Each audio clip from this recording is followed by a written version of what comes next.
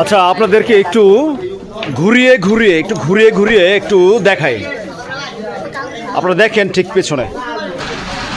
পেছনে এই বৃদ্ধ লোকটি আসতেছে। হ্যাঁ, এই রাস্তা দিয়ে আসতেছে। আচ্ছা, আরেকটু ঘুরিয়ে একটু দেখায়। হ্যাঁ, একটু ঘুরিয়ে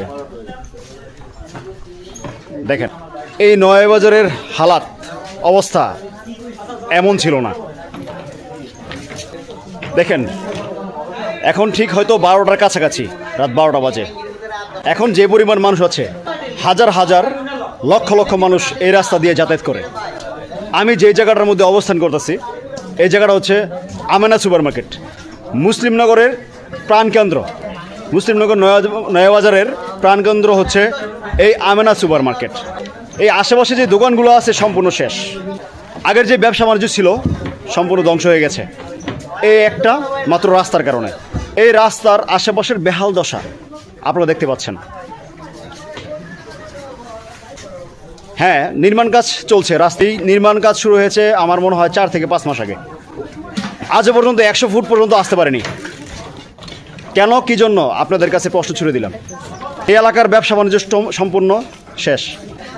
কিছু মানুষের সৎ ইচ্ছা এবং কিছু কারণবশত এই ড্রেনেজ ব্যবস্থাটা ভালোভাবে হচ্ছে না।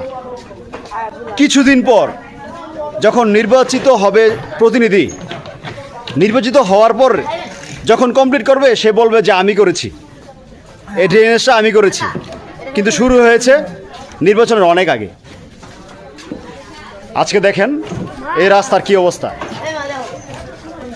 নির্বাচিত হওয়ার পর যখন বলবে যে এই ড্রেনটা আমি করে দিয়েছি, কেন এই ওয়েট, এতদিন কেন ওয়েট? নির্বাচিত হওয়ার পর সে বলবে এই জন্য সে কি আটকে রাখছে? প্রতিদিন লক্ষ শ্রমিক এই রাস্তা দিয়ে এই বিসিকে যাতায়াত করে, কোটি টাকা ব্যবসা বাণিজ্য হয়। কি পরিমাণ কষ্ট যে করছে এই এলাকার মানুষ। মুসলিমনগর এলাকা, মুসলিমনগর পুরান বাজারের যে রাস্তা, ওখানে যাওয়ার যে রাস্তা আপনারা কল্পনা করতে পারবেন না যারা এই রাস্তা দিয়ে না গেছেন। বিগত 1 বছর যাবৎ পানিবন্দী এই সম্পূর্ণ এলাকাটা। শুধুমাত্র সৎ ইচ্ছার কারণে আজকে এই রাস্তার এই অবস্থা, এই বেহাল দশা, এই ড্রেনেজ ব্যবস্থার আজকে এই অবস্থা। তা আশা করি অল্প কিছুদিনের মধ্যে এই ড্রেনেজ ব্যবস্থাটা খুব ভালো হবে এবং মানুষের কষ্ট লাঘব হবে।